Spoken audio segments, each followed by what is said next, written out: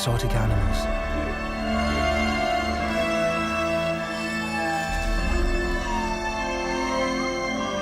But one wildlife cameraman has heard that a mysterious group of elephants also live here. He has staked his reputation on tracking them down and uncovering their secrets. His journey will explore why these elephants are so rare, and he will discover who they are, where they come from, and how they are different from other Asian elephants.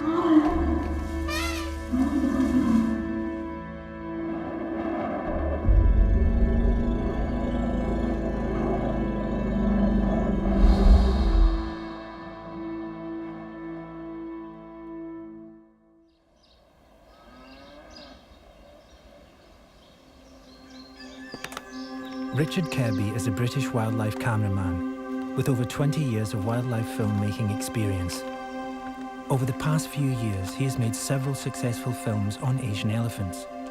Although I've been working with these Asian elephants for the last 6 or 7 years, I had no idea that elephants still lived in China. I had no idea that elephants ever existed in China.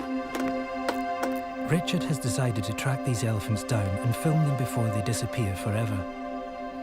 He hopes that his quest will raise awareness and that his footage could help raise funds to protect these mysterious elephants from extinction.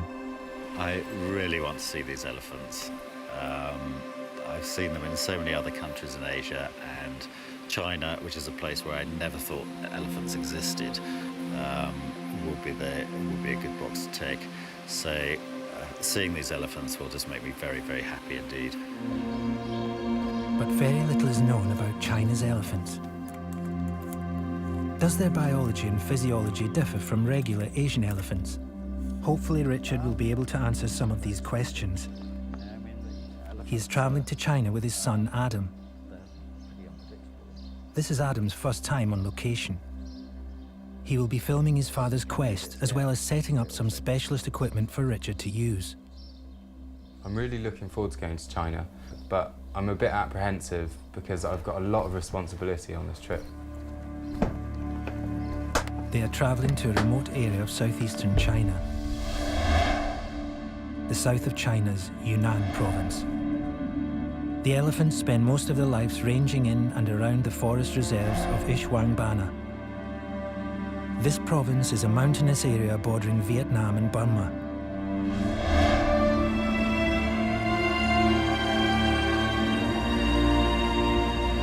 Dense tropical jungles clad the evergreen mountains.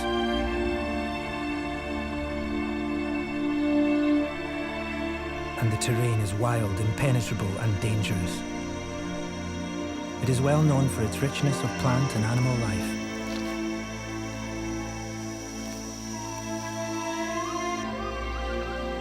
The elephants are so enigmatic that they are rarely ever seen, and little is known about them or their origins.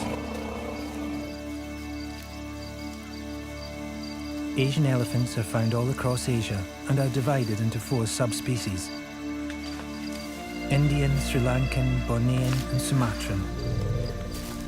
Ancient remains show that there once existed another subspecies, the Chinese elephant.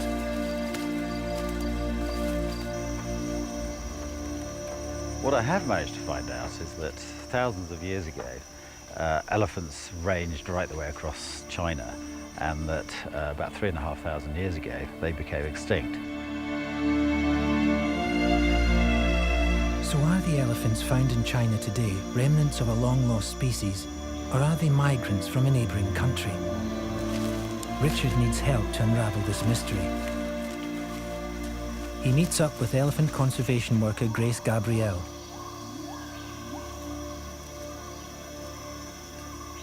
Born and raised in China, Grace trained as a journalist before moving to the United States. She then began her career in conservation and animal welfare, and now works for a charity called IFOR, the International Fund for Animal Welfare. Both IFOR and government conservation officials are working together to claw back these elephants from the brink of extinction to a sustainable community. A lot of the threats come from killing them for their body parts for use. And another big threat to them is habitat fragmentation and habitat destruction. Grace has a battle on her hands. Yunnan is home to many tribal groups who make their homes in and around the forest reserves of Xishuangbanna.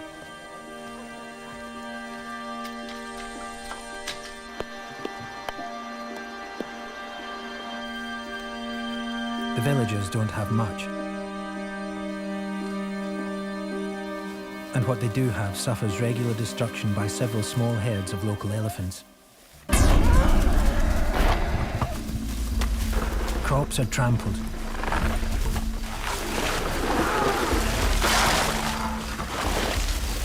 And the elephants come right into the villages and steal from people's houses.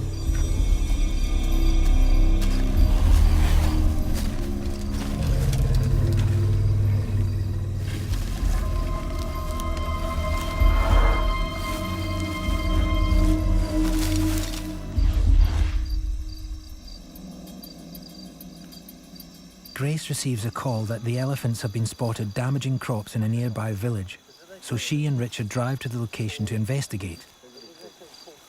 They arrive to discover a man's crops have been destroyed. This is a disaster for the family who've lost their only source of income. Yeah, they peel it back and they leave this on there. Look at this one. Grace and Richard examine the damaged corn. See, they only take out the out. corn, yeah, and then leave the husks on the stalk. Yes. Yeah. Encouragingly for Richard, there are further signs that elephants visited the previous night.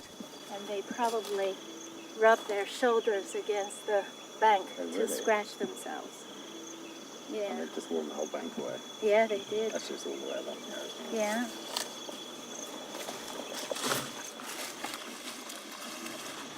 Yeah, there's a group of elephants here, and there's a footprint that shows the elephant was probably walking that direction. So the elephant stepped on the plant, leaving a print on the soil. And just pushed it right Yeah, through, pushed it right down. So obviously it's walking in that direction. Walking that direction. The local villagers rely on agriculture to make a living. Much of the natural forests were cut down before the logging ban in 1998. This means that forest food is getting harder and harder to come by, so driving the elephants to steal from people.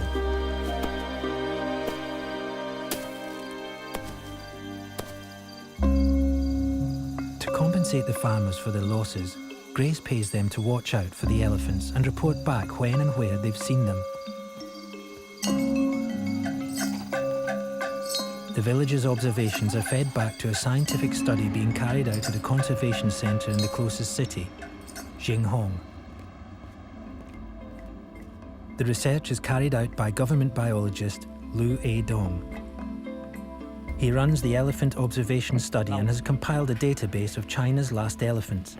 Yes, now we're trying to establish the elephant identification database to help us to know every individual elephant in these regions by their body characteristics.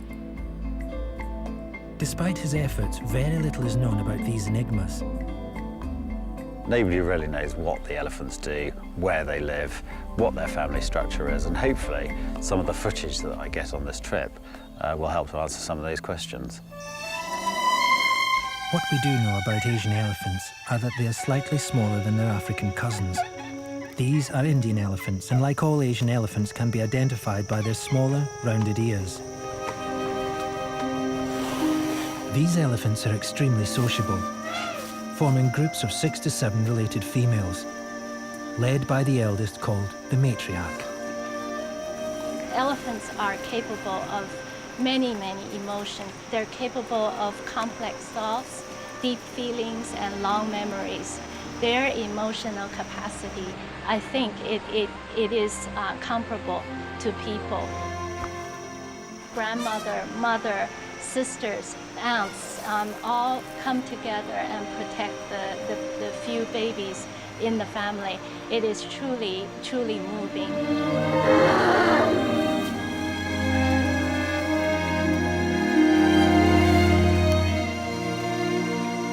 Lu Eidong at Xinhong Research Center estimates that there are about 17 herds of wild elephants found in the mountainous bamboo forest of Xishuangbanna Nature Reserve.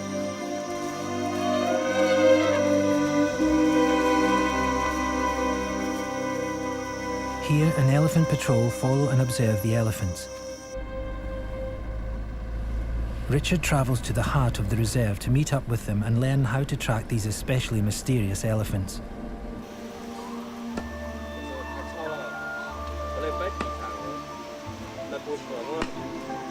Li Fu Ming is head of the elephant tracking patrol. His team go out every day to track, observe and record the elephant's behavior.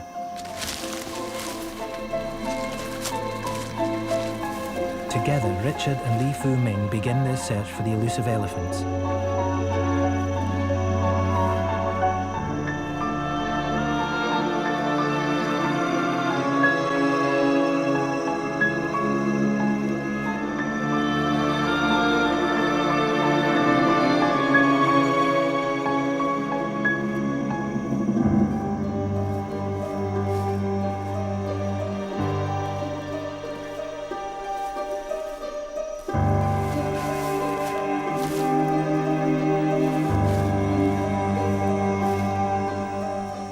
Giant footprints are big giveaways. They just basically slid down this hill.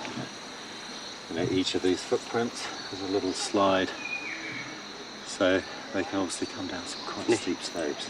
Yeah. These are the toe prints here. And they come down this way, so we're going to follow them down the hill here. Let's see where it takes us.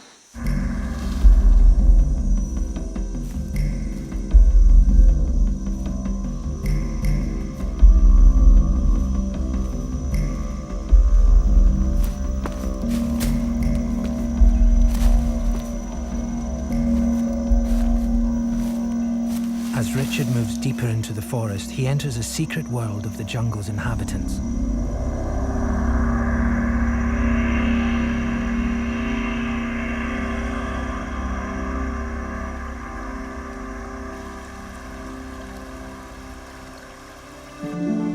White-cheeked gibbons live in the canopy. These graceful primates were viewed by early Chinese writers as the gentlemen of the forest. They are very rare. Only about 100 of these apes are left in China's forests.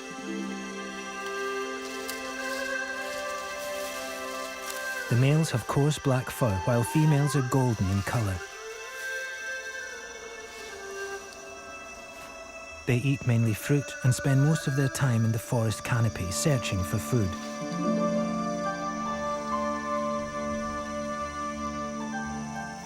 Gibbons mate for life, and a pair will only produce about 5 offspring in their lifetime.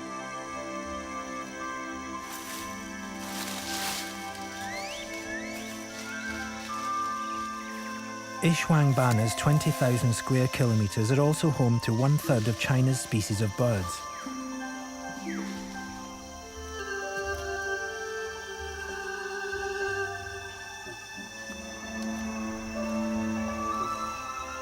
The reserve was set up in 1958 to protect this area's outstanding natural biodiversity. Many of China's rarest plants and animals are found here. The red panda is a specialist bamboo feeder, closely related to the giant panda.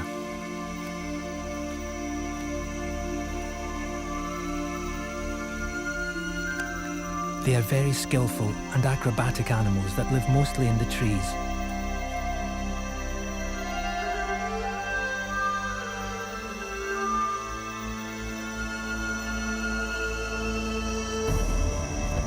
The mysterious Indo-Chinese tiger stalks through the jungle undergrowth.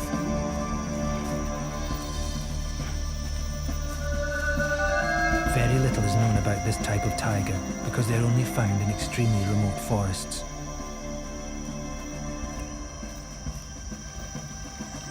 But like other tigers, they seem to love spending time in the water.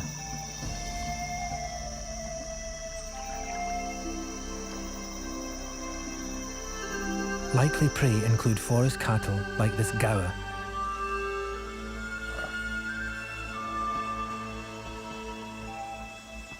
Also on the lookout for something to eat is the leopard.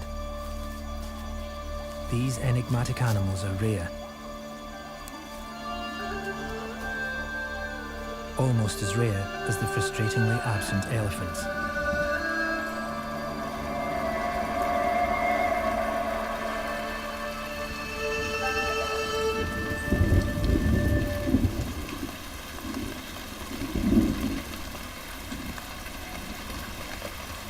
You'd think an animal the size of an elephant would be easy to find, but this is a big country and there aren't many elephants. I've seen lots of signs of elephants. I've heard them deep in the forest. I've been told that they're over the next hill or in the next village, and when I get there, they've gone. Also, it's so frustrating.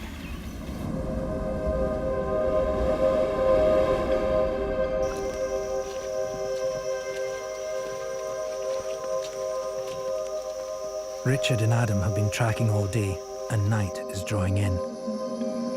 It's been really tough going today. I'm really cold, I'm really tired, and I'm just really looking forward to setting up camp and getting a fire going.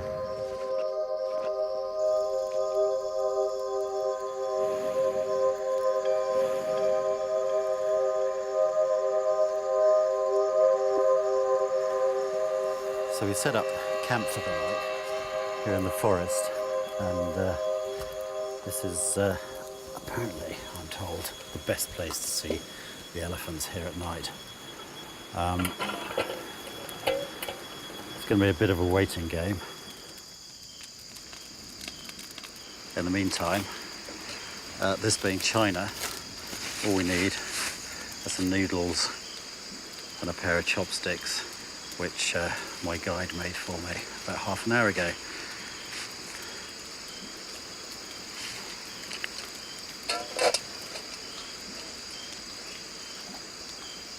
Every time you come into the forest, wherever I've been, people love to tell you about what's going to kill you in the forest. And today I've learnt about a couple of snakes, and there's the king cobra, which is found right the way across this part of Asia,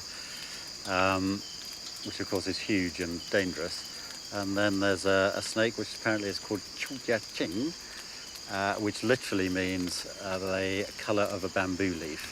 And I'm told this can kill you in 6 hours.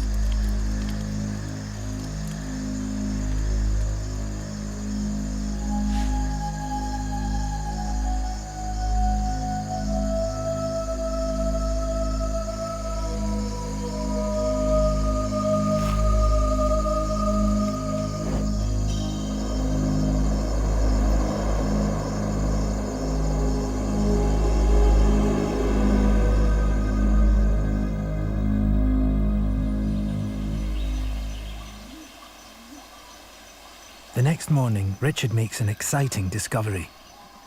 They've obviously come down this way, there's footprints, and they've come through these rubber trees here and knocked some of these pots off which are used to collect the rubber. And they've flattened this whole area here.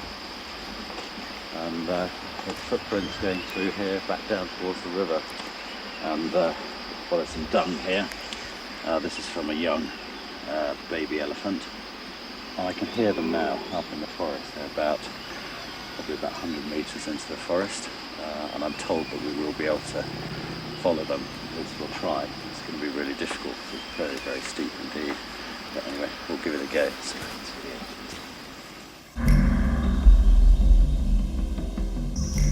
Richard's tracker, Li Fu Ming, knows that the elephants that move around this area cover at least 11 kilometres a day and move at an average speed of 5 kilometres per hour. There are 2 herds currently travelling around this area. Both are made up of about 20 individuals.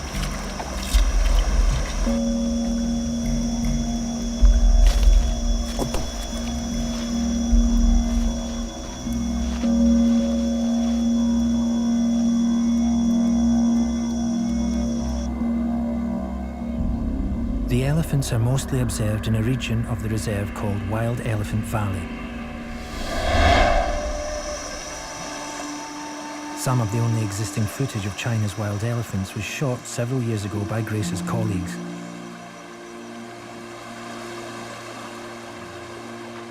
This small amount of footage gives experts a limited insight, but no real answers to the most important questions. Where do these elephants come from? And are they different in behaviour and physiology to other Asian elephants? The elephants come to the riverbank for the minerals in the mud and also to drink and bathe.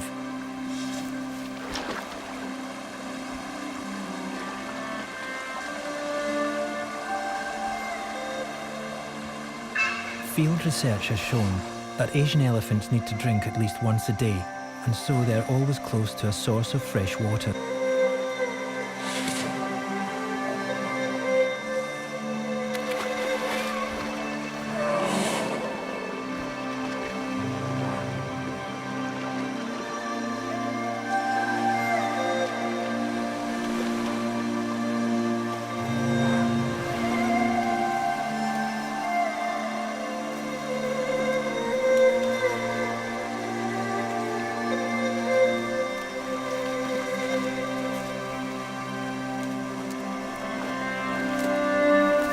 Female elephants give birth to a calf about every 5 years.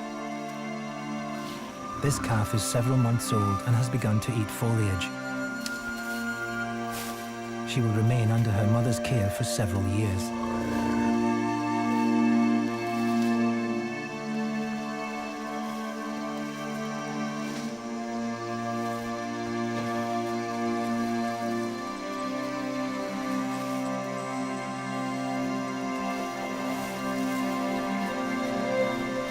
Elephants spend more than 2/3 of their day feeding on grasses and trees. And they follow seasonal migratory routes, which take them through their favourite feeding grounds.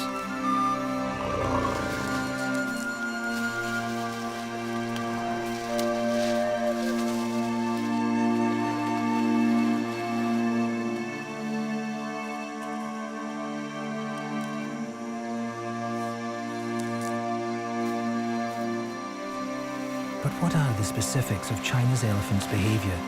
Do they differ from other Asian elephants?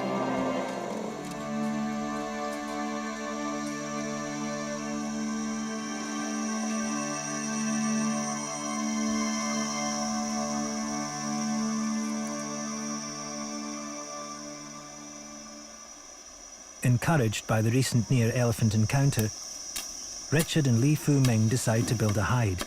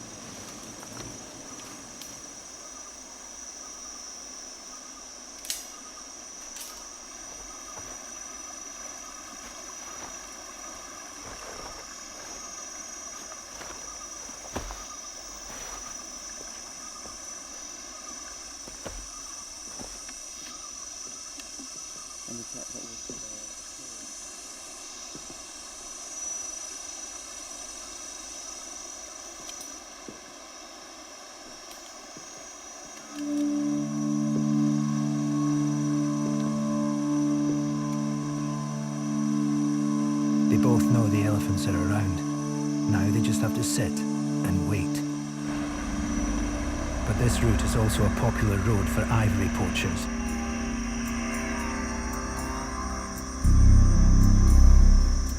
The Chinese government and I4 fund an anti-poaching patrol.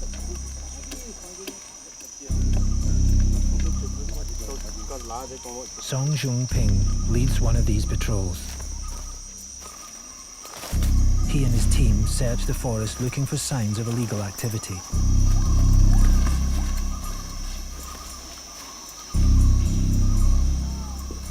Abandoned camps are usually the first clue. The poachers set traps to catch a range of animals. Elephants are especially valuable because of their ivory.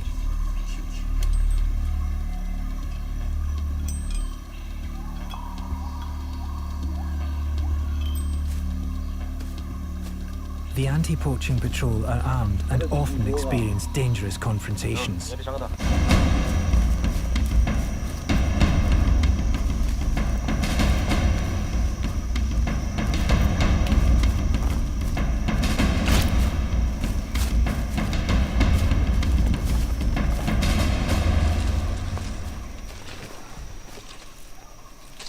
But despite their efforts, the ivory trade still succeeds in further cutting elephant numbers.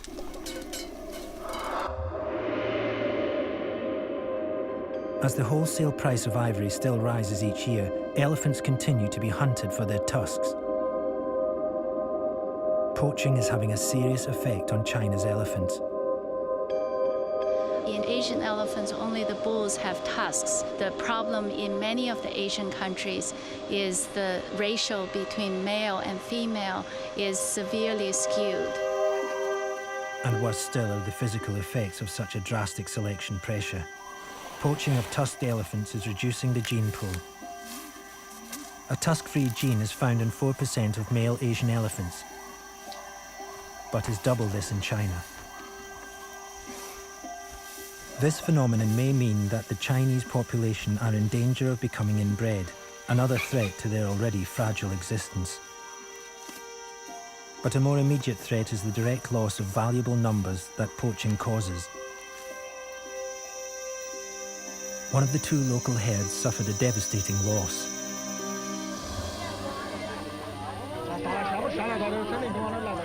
One young mother was shot by poachers.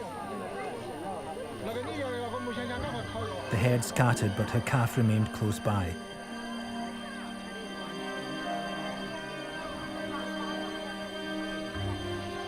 By the time people arrived to rescue the pair, the mother had died.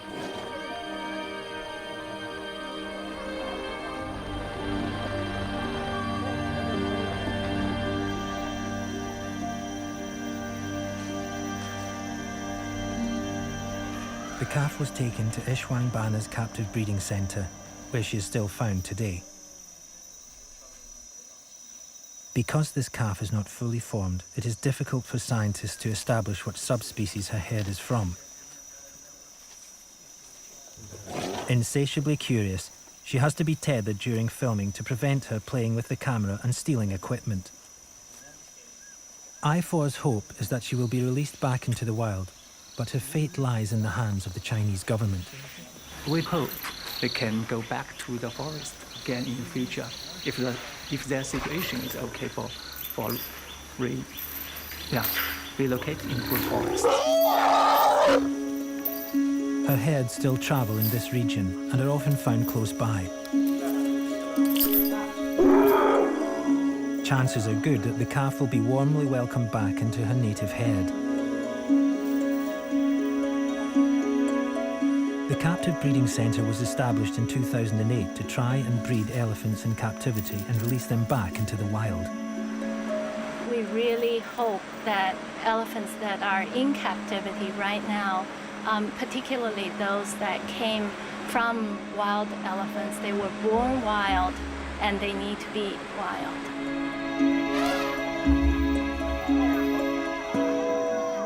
Some captive elephants end up working in the reserve entertaining tourists. Wild Elephant Valley attracts 2,000 people every day who turn up in the hope of catching a glimpse of wild elephants. They travel up above the jungle in a gondola to the river where the wild elephants like to bathe.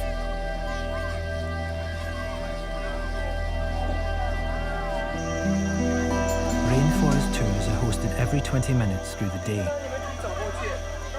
The guides inform their audiences with a megaphone. Elephants are very sensitive to loud noises, and this disturbance ensures that any wild elephants have long gone.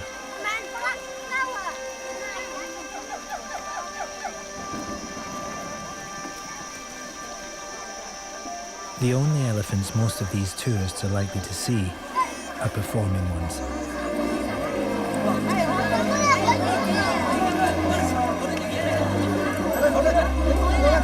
Because sightings of wild elephants are just so rare, the reserve hopes that the domestic elephants will give the tourists the payoff they desire. But the exploitation of these elephants is contradictory to the protection of this critically declining population. The plight of China's last wild elephants is in urgent need of action before this population disappears forever, leaving China with only captive animals.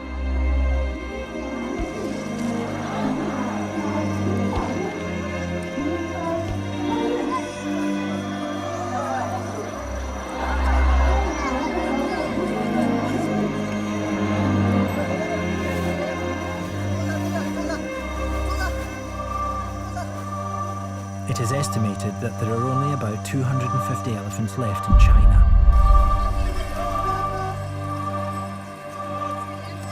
They are a common feature in Buddhist art, where they are a symbol of the strength of the mind.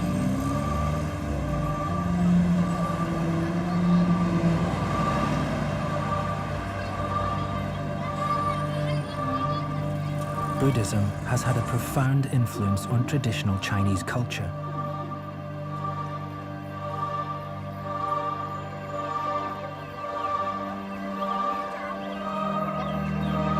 Exhibiting noble gentleness, the elephants serve as a symbol of the calm majesty possessed by one who is on the path to enlightenment.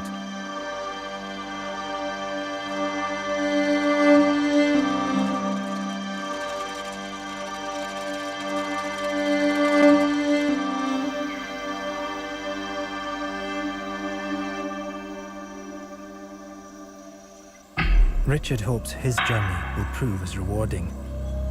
He is currently in an isolated part of the reserve trying to locate the mysterious elephants. The herd Richard seems so close to tracking down have moved away from his filming hide. He's unable to follow them because they have disappeared into dense, unexplored jungle. So I am really, really annoyed now. I just heard the elephants off in the forest here. The guides say it's too dangerous for us to follow. So once again, yet another day without any chance of seeing these elephants, and I'm just really... Not able to follow the elephants on foot, Richard tries to pick up their trail from the other side. The questions surrounding these elephants are proving difficult to answer.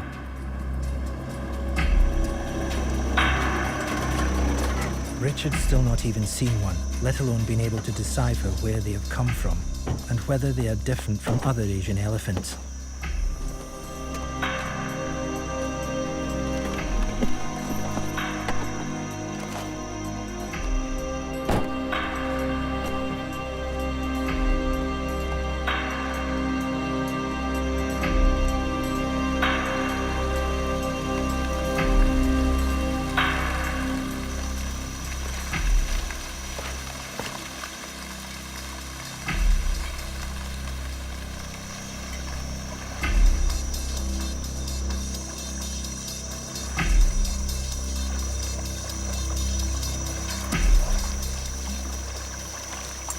Aware of Richard and Adam's presence, the elephants may be hiding during the day and are more likely to come out at night. So Adam sets up the thermal imaging camera.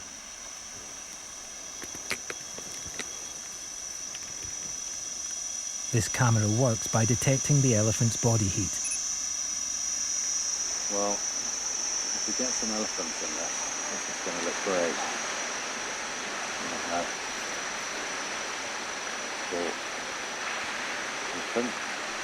His trunk coming in, and he's going to look red hot.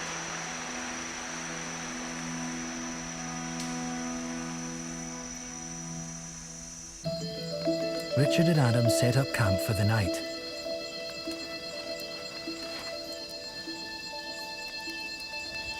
Do you want some rice wine? Yeah, please, I'd love some. Do you want to pass me a cup? Yeah.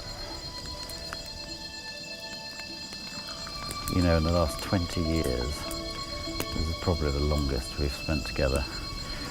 I know, I really enjoyed it, and I've learned a lot from you, and I've learned a lot from just being here, and I've really enjoyed it. Do it. Cheers. Cheers. And here's to the elephants, and here's to us being in China.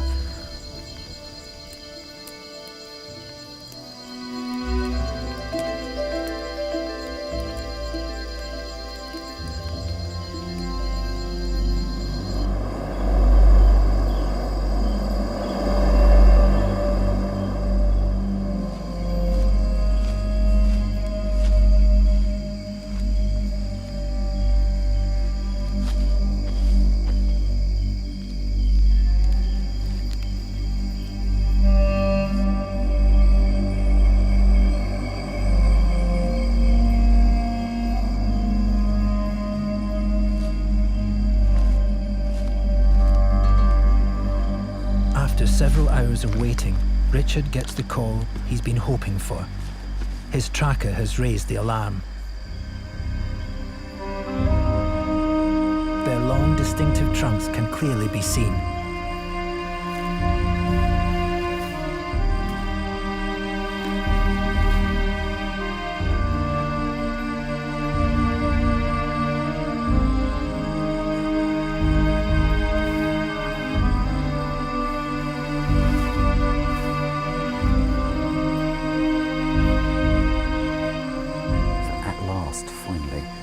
Some elephants here in China. You can just about make up their thermal image. You can see the warmth in their bodies. And we've got at least 5 here. 2 adults, 3, actually two medium-sized ones, and a tiny little baby. This is fantastic.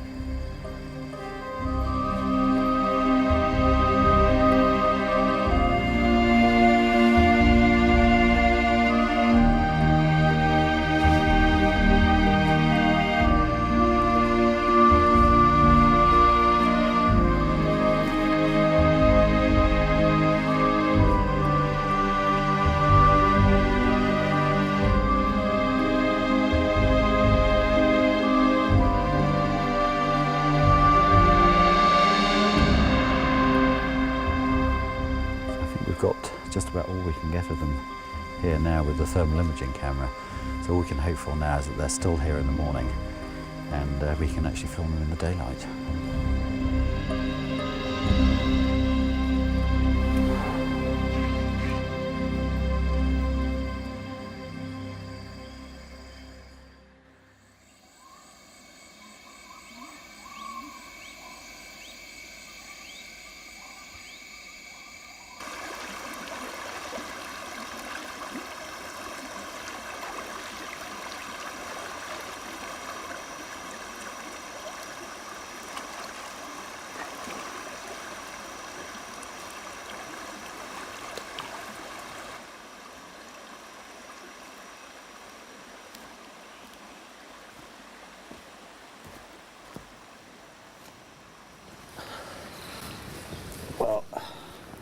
Well, that turned into a pretty amazing night. Lee came and woke me up at about 4 in the morning, and there was a herd of about a dozen elephants just about 200 meters down the river here, and we managed to get some stuff on the thermal imaging camera, so we know they're around, and hopefully they're going to stick around for a few days, and we'll be able to get them during the day. Yeah, I've got a leech. I probably just picked him up in the river, and I got 9 or 10 of these yesterday.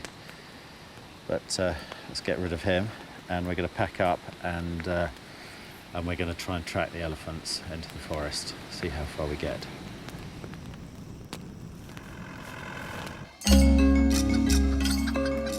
Critical to the continued survival of China's elephants is the work of I4 in the villages surrounding their habitat. Grace is checking in with a community that she has been working with for several years. Simao village lies 40 miles north of Wild Elephant Valley. 8 years ago, the villagers suffered the brunt of the local elephants. They're already poor, and then they were severely impacted by a group of elephants that constantly milling around in the forest around the village. And they also come into the farmland and destroy their crops. And they even sometimes destroy the storage after their harvest. Grace lends money to the victims of elephant crop raids so that they can start new businesses which don't depend on clearing the forest for further crops.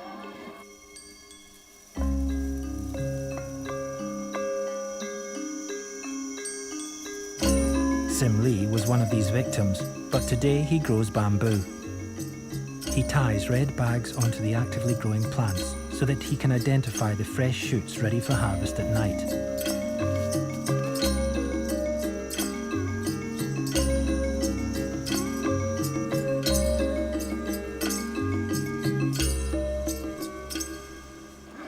Many of the families have successfully changed their livelihoods, and their attitudes towards wildlife habitat conservation has also changed from on the verge of hate killing to living with elephants. People didn't want to kill elephants, they didn't want to harm elephants, but they were driven to the point of, there was nowhere to turn. Farmer Wang Yongling has changed his view of elephants. He's come to think of them as friends. He's got to know them better by watching them, along with many of the other villagers. They help our researchers go into the forest to help them study elephant habitat and track the elephant route. And another significant help they provided us is to plant more trees in the forest and build salt licks for elephants.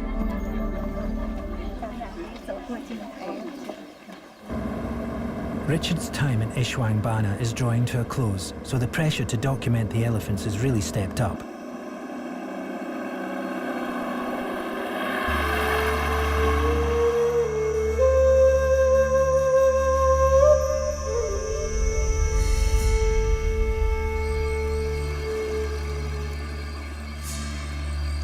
Just when he thought all hope was lost, he finally gets the call that the elephants are on the outskirts of a village 8 kilometers away. Well, it's now 5 in the morning and we've just had a call, and we've got the FLIR camera in the back, so we're going to go out and see if we can find these elephants now.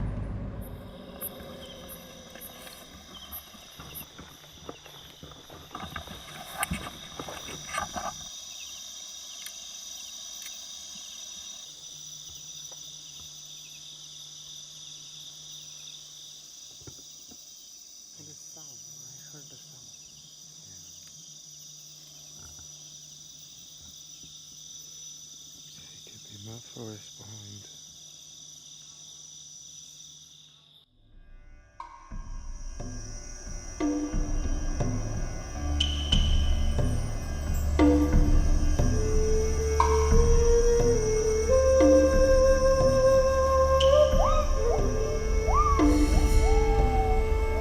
Everybody's ready and waiting.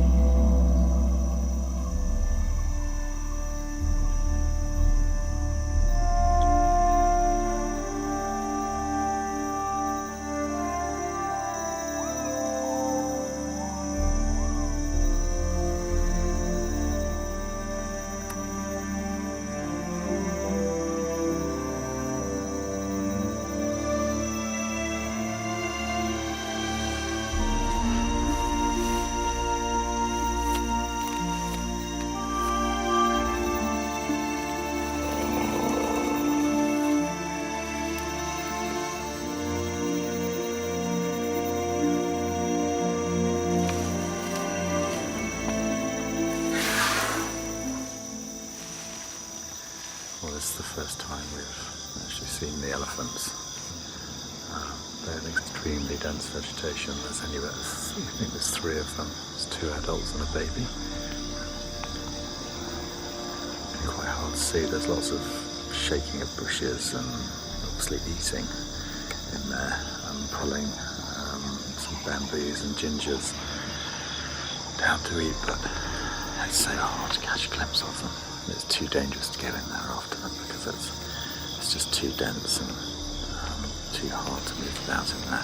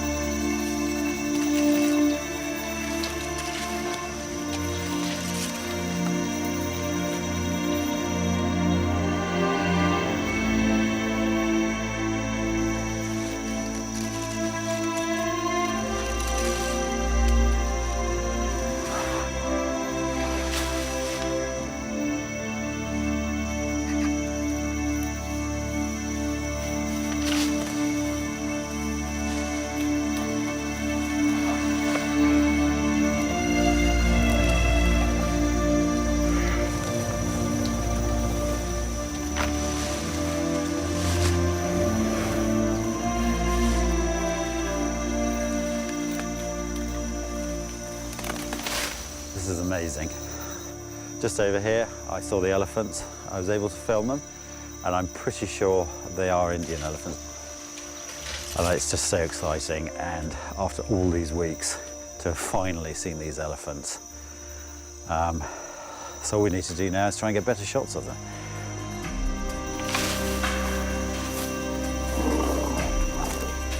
Finally, Richard has managed to track down and film China's last elephant.